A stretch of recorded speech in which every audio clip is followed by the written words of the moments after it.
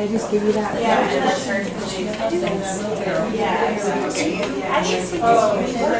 Just see it right now. And then I have another one that I have.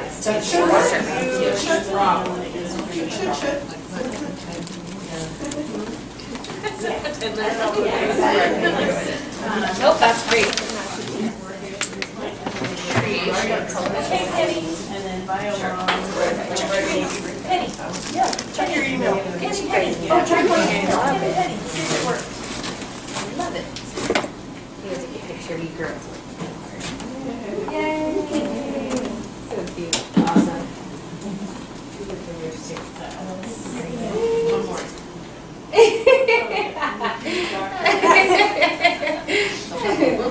That's how we'll get it. Picture of us without me smiling. I did. You know you were working hard. No. Great. I don't see. Oh, yes, I do. Did you get it? You are. Did you get the attachment? Let's see. I know. That's how Amber is going through right now. Yes. Thank you, Annie. Yeah, it helped. And you break the huge part of the school. Thank you. So you can go page by page. So Amber's going through right now. She went through it with one school and she thought she had it on board. And then she went and watched it at playground and the kids are basically beating them up. There's fifth graders and first graders. There's one person out there, two people out there. So she's been going every day to the playground to make sure he's safe. She doesn't want to pull him. And they're trying to tell her like he doesn't belong in the class. And she's like, oh yes, he So if does. she gives you any trouble, you tell her. Yeah. It's a happy morning. Horrible. They work for really good schools, so they're really classy. Yeah. Yeah, well, that's what I told There's her. That's what I awful. told her. They just, she came and she said, you need this, isn't it? Looking at it. I said, that's fine, I'll just contact Kathy and we'll get together and we'll go. As soon as I can make a date, because that's what we did last time. Right. So, and then I even put the computer. Yeah. So, Yeah. we did it, she printed me one out and I went and got lunch. It's so scary. Yeah. Perfect. Were you getting Yeah. that or? I mean, even with the problems we had at Everett, we did the science fair last night. When I started, Every I had kid my that was policies one, and they were like procedures. high-fiving each So other and my hugging. So I'm like, inspector came. I might and not she like all told the me I had practices, an but odor I'm pill on taking my my kids. policies They and were procedures. so I didn't excited for need each other. A lot of it that I had in there. Yeah, they're So hugging each I other, took it out and high-fiving, destroyed and it. we're just like, all right, Now there's I just good. got inspected. You know, they have Here's signs where's all over the this, school. this If gives me a friends whole in list of all trouble, the stuff speak that up. I'm missing. You know, they're always And I talking don't about that have it. stuff, which I think is really So, Annie, just say about that. Because Kathy. Teamwork. I just told Kathy what I was missing, where it's just. It's scary. Yeah, there's some bad schools. Contract on her computer. So it's really, yeah. And they want to please them. They want that teacher to like them. She's got the knowledge, she's got work for a teacher that know how to put it in there, that makes sense. and- Right. Yeah. With all the checks that I talked all the time. And that's the thing, I can say it. I don't want to know, it was a hard year for me. But all of that stuff, that rules and regulations that make any sense to me, so. I mean, some of it does, but some of that wording, and that's like, I went to the 2 hour course on child abuse and neglect, and it turned out that it wasn't acceptable for licensing. So we had to take it online, which I think is ridiculous, but that's what they wanted, so we had to do it. I took it 2 hours, online. 2 hours. Kathy and Shannon did it, and it didn't count. Which, and it was a wonderful class, you know, Yeah, we it did was it all the in year person. before. You Yeah. know, but it's always a good reminder. And the one online was really good too, but it's like, Why I would would I have do known it that online? ahead of time. Yeah. Save 2 hours. Yeah, exactly. So coming back to Ecom, what did you guys think? Was it helpful? Do you guys think it would be helpful if you had a kiddo that, you know, you're thinking, man, what are this kiddo's resources? How can we help this family? Yeah. But I think, Go for it. I think Child Find is a really good place to start, and I also think about the assessment, whatever you call it. Yep. What's it called? ASQ. Thank you. That's a good starting place. It really is. It's an eye-opener, especially that ASQ. It goes by ages if you guys haven't used it yet, and it's so interesting because you find out a lot about the parents too, because sometimes they're like sunshine and rainbows and they're doing great, and you're like, wait a second. And then as you're talking to them, you're kind of figuring out, okay, wait. And then once you see if they have a really high score, it's a great conversation point to say, hey, you know, I noticed that they kind of scored high. You want to come in, and it's a really, And then they're kind of thinking, oh yeah, and then you can really kind of, well, let's check out Child Fund because it is free and it's a great resource. We've sent a lot of families there that might need And resources. they fill out that themselves. Exactly. You fill out one and they fill out one, right? Yeah. Actually, we do it where they just fill out one, right, Brooke? Yeah, we And then we do. score it. And then you score it. And then we score it. Exactly. Dee Dee, were you going to say something? Yeah, the preschool I worked at, we were screeners. Okay. It was awesome because the parents had to fill out their work or their part as we're screening them. And then if we need to go further, we have the other people in another area Yep. that we send them right to them. That is so So they awesome. didn't have to leave nowhere, come back, it was just boom, boom, go. That is so awesome. Yeah. We started screening like that with our PT and OT and speech therapists. So every new child that comes to Val Swan, which ends up being like most of my entire class, anybody who's new goes down and gets an assessment, a quick assessment from our speech OT and PT, just to see if there's any red flags that they identify, and then they give us back the paper with either a colored dot that tells us whether there's any concerns, and then we can pair that with the ASQ information that the parents fill out. So if we both have concerns, then that's definitely something that we want to investigate. Sometimes it ends up being one side doesn't and the other does, so we have to kind of navigate that water like Vanessa was saying, but. Well, that's my conflict now. I want to send the child fine and parents are like, okay. I give them the number, you know. Exactly. I want to push it more, but they're not going for it. Yeah. Yeah, and you know, I went through this last year with a parent, and I actually had their kiddo in a previous year, like 5 years before. So they had two kiddos, 2 years apart, and then 5 years they had another baby. And so that was, you know, their baby, and I get it. Gus is my baby. You know, your kids are your life, and I had really serious concerns about speech, and they didn't want to hear it. They did not want to hear it, and they're a very feisty parent, and they don't want to hear it. They don't want to hear it. I was like, okay. Brooke can attest that they're feisty. Yes, and so very feisty, but I was like, you know, I really think it's great. And finally, the way I got her to go, I was like, look, if you just go and get it checked out, it's not going to hurt you. It's great, and if she does get qualified, you're going to have someone come in your home and play with her and teach her speech for an entire hour. And then that was kind of like, oh yeah, that kind of actually sounds great. I go and I'll play with them and really work on language. And she did qualify. And she came in and she was upset but also relieved. She was, I just didn't want to hear it, that label. I go, I know it is hard. It's hard to hear about anything about your kids. Because in our eyes, we want it all to be perfect. And they all have their things. Everyone has their things. We I all have do. therapy therapists come in, OT, PT, come into my house, they're going speech therapists. I'm like, I'll help you out. You're at work, you can't really do it, I'll they can come to my house, I don't mind. Exactly, and it's great because it's one more person to help that kid out. It's really great. One more person on their team. Yes, it is. It was so cute. In our class, we had, and it's hard, and one else thing I was going to say about that, it's really great to give you an idea about ratios, because if you're looking and you've got a bunch of really high scores and you're kind of looking and saying, you know what, I don't have the resources, because we know that if 1/3, going over 33% tips the scales a little too much, and it makes it really hard to do these best practices. So making sure we're keeping that ratio as to 1/3 of challenging behaviors, children with special needs, keeping that down to 1/3 is really important, and making sure we don't tip that scale, because a lot of times it happens. Last year in my class it did, because we're identifying those needs in those toddler classes. So now we're at 5 kids that have special needs and 3 that do not, and it makes it super difficult, and it's really hard for them to gain the skills, and then they're not getting everything they need, and it makes it really difficult. And so really making sure that we're staying within those ratios is what's most important to do. So it's hard.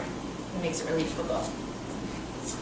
So this is something different. I have not used this tool very often. It's called an ESQ, and it's an environmental screening questionnaire, and it's designed to identify risks and opportunity factors in a child's environment that might affect a caregiver's ability to support the child's social emotional development. So kind of looking at that and kind of saying, are they at risk for something? How can we help them? Categories: education, housing, health, behavior, economic, home, community. And again, it's not designed for them to take home and fill it out. You're kind of filling it out with them, which is kind of, I think, sometimes makes it easier for them to be a little bit more honest, and sometimes it's easier for them to paint a prettier picture too, so. Early predictors of challenging behavior, we know temperamental difficulties, early aggression, language difficulties, non-compliance. So we know that if we see these when they're really, really little, that's an early predictor of challenging behavior to come. So indicators of social emotional concern, 6 months, extreme irritability, unresponsive to caregivers, we've talked about a lot of these. 12 months, does not seek comfort when upset, hard to console, and or stiffens. Just like you were saying, as that little girl is getting older, she's going away, she's having a hard time. 18 months, child shows few emotions, no fear to strangers, did not seem to enjoy making caregiver laugh, because we know that they like to play those games and make us laugh, so we start seeing some of that stuff. Kicks, bites, or screams for no reason, does not show affection, no likes or dislikes. They're kind of just in that indifferent. Oh, no, you're good. There it goes. 36 months, shows no sign of empathy, the eye contact, not really making that. Primarily talks about negative feelings towards self or others, continued aggression. 48 months, no pretend play, resists adult rules, does not separate from familiar surroundings, does not persist with tasks, unable to play in groups when they're 60 months, does not talk about feelings themselves and others, does not recognize another's need for help. So these are things we've already talked about. Some social emotional concerns. So we are going to be watching a video. So actually next we're going to talk about internalizing, externalizing, and dysregulations. And then we're going to do some videos and kind of decide what category they fall in. So internalizing concerns, withdrawn. They're going to be those kids that are unengaged. They don't want to really talk to everyone else. They're sad, anxious, irritable. They have a hard time being comforted. That is so hard. Unexplained crying. Just kind of that kid you just they can't pull it together, and you can't really help them, and you don't know why. Externalizing, so severe tantrums. They might exhibit injuring themselves, hitting, saying threatening words or comments, throwing toys, materials. Sometimes we'll see them destroy property, ripping things off the wall, that kind of thing. Dysregulation, so difficulty being calmed. They don't like routines. They have a hard time with falling asleep. Maybe they fall asleep at odd times. Feedings and meal times, maybe you can't figure out what favorite foods they like. It's just very unpredictable. So now we're going to do a video analysis. And so we have the 3 categories that we talked about. And so you guys can hold up your sign after the video and decide what you think it is. Oops, I'm dropping them. It's the end of the day. We're almost there.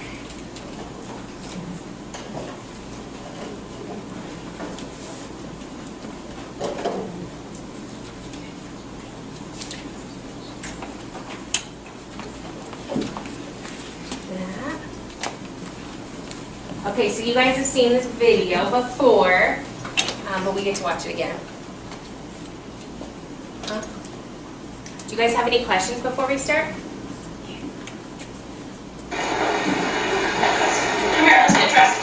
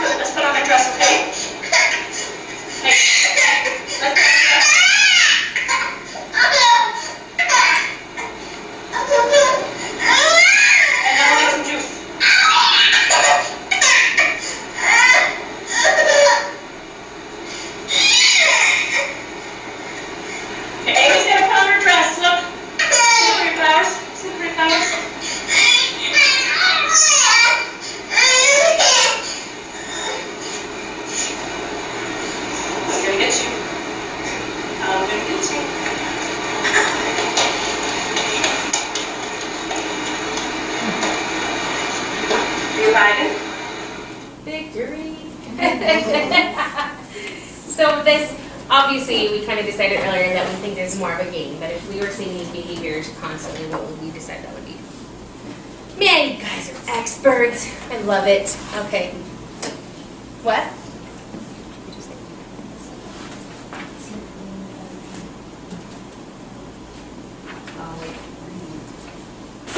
Hold on, wait a minute. It's dysregulation. So the mom is trying to get the kiddo dressed.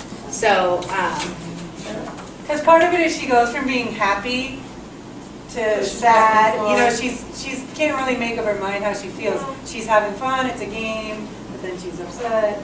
She's just kind of dysregulated and not staying in the same state of being for that to be different. so before the video didn't work, Brooke was doing this activity. So that's why I'm like, wait a minute. So, but we're all being flexible right now. Yeah. Okay, now we're gonna do.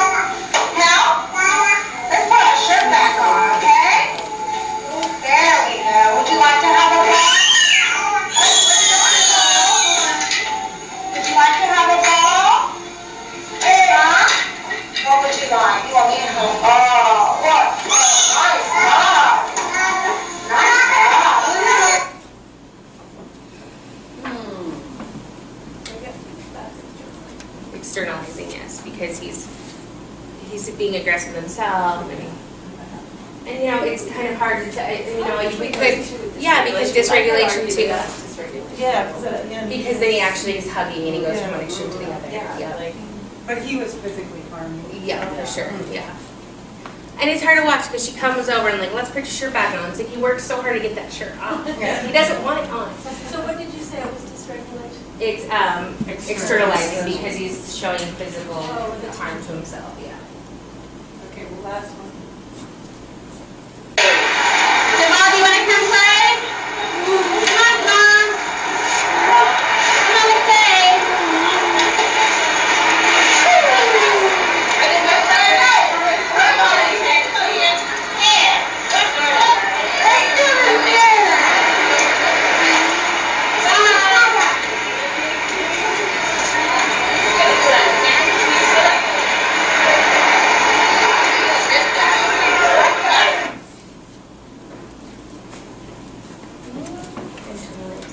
Yes. And two, I mean, it's hard to gather all the information from one snippet of a video, for sure. I mean, obviously, if you're going to decide to put them into a category, you would have seen this over a period of time.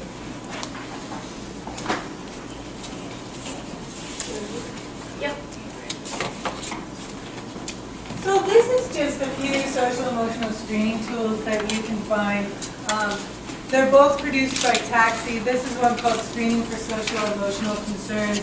It's just a brief overview pamphlet that gives help to administrators and teachers specifically to find appropriate instruments that they might want to use to select for their screening tools. This one on the right is an evidence-based social emotional curricula intervention package for children 0 to 5. This one's more for special ed, early interventions, families, interventionists and families, people who might be looking to promote social emotional development, but they're looking for some more resources. And they're both available online. So when you're selecting a screening tool, you want to find something that's repeatable, something that you can take that data and balance it against the previous data that you already took. You want it to be fairly brief. Maybe you want families, especially parents, to participate. It can't be too long. It needs to be easy to use and score. I know the ones that we have, we use the ASQs. I can flip through in like 2 seconds. I can have scored all of the parents' comments. Inexpensive, just because that is a consideration that it's not too much money for you to invest in. And reliable and valid. We want to find the ones that we know are effective tools and have been proven to show the results.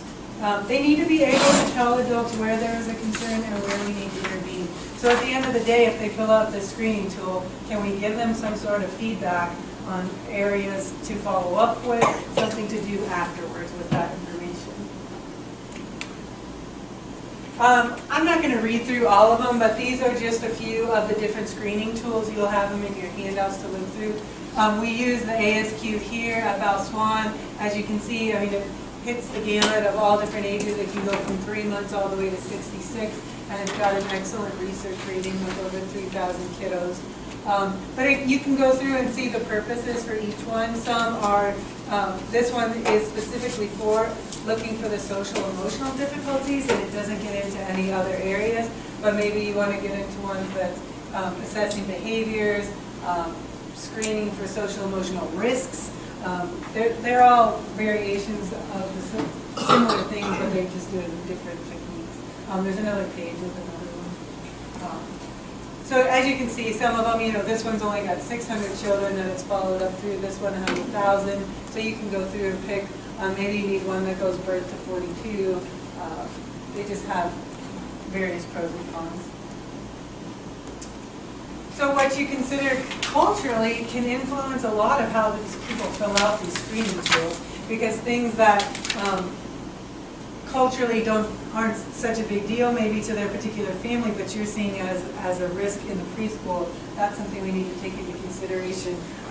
It can be with self-regulation, independence, attachment. I know some families, like, staying with mom and dad for a really long time is culturally normal, but other families, it's like, you need to get out the door, you need to start being independent, I'm going to try to potty train you when you're just a little kid. So the way that the lens that they look through the answers to some of the screening tools can be very different. I can tell you that we had a family in my class this year, and she filled out the screening tool. I mean, you would have thought that this kiddo was getting some serious services, because I think the threshold on his ASQ was like 50, and over 50 was a concern, and she scored him at like 120. And he's totally delightful and he's fine. But she was just looking through it through this lens of what culturally she wants this child to be able to do, or should be doing, that he's not doing, or he's doing things that she doesn't know how to handle them. She's seeing him in this light of it's very problematic with the toilet training and things like that, but he's just a delightful little team. So it's all good. But we need to be aware of those things when we're getting that information back from parents on the screening tool and how they're figuring it out. And then the last thing is just some more resources. It sounds like everyone here is pretty familiar with ChildFind. They are an awesome research, but you can also get from the Early Intervention of Colorado. And the Department of Human Services has a lot of things, especially if you're getting into the mental health piece, that's a little bit more outside of the challenging behavior area. So just looking at major messages, effective screening tools include environmental risk factors, as we know, we need to know those. Key adult-child interactions, behaviors that predict important child social-emotional outcomes, child social-emotional function, where are they? Are they doing what they're supposed to be doing? Is it appropriate? Ecomaps are helpful tools to identify supports and stresses in a family's life. ESQ is a tool to assess family function. And there are 3 social-emotional concerns: internalizing, externalizing, dysregulation. And then, like Brooke was saying, considering that cultural variation in screening tools is super important. So again, we'll do your thought seats. We'll give you guys a couple minutes for that. Then we're going to do quality improvement, and then we're going to draw your names on a stick. So then you guys can come up and pick out a prize for being so wonderful and spending your Saturday with us.